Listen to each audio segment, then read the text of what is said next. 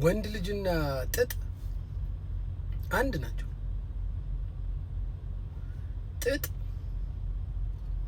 እንደዚህ እንቡጥ ሆኖ ማለት ነው እንደዚህ ሲፈነዳ ከዘመድ አዝማዶቹ ከጓደኞቹ ከሌሎቹ ጥጦች ጋር አንድ ላይ ማሳ ላይ ሲታይ በጣም ያምራል፣ ደስ ይላል።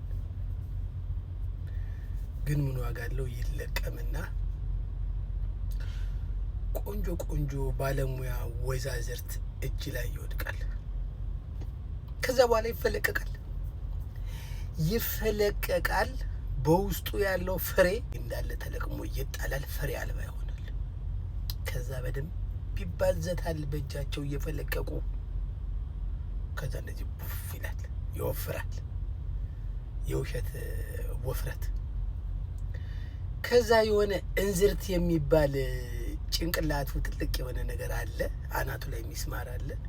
እሱ ይመጣና እዛ የወፈረው ጥጥ ላይ ከቂጡ ገብቶ በዛ በሚስማሩ ይዟል። ከዛ በቃ ይሽከረከራል፣ ይዞራል። እንደዚህ ይዘውት ያሽከረክሩታል። በመሀል ያዝ እያደረጉ እንደዚህ ጭን ያስልሱታል። አሚን በጭን ላይ ይንሸራተታል። ከዛ ውንም ይዞራል። በቃ ይዞራል። እሱ እየዞረበት እነሱ ቀስ ብለው የወፈረችዋን ፓርት ያቀጥኗታል። ከዛ እንደዛ እየዞረበት ንቅ አድርገው ይዙትና ይጠቀልሉታል።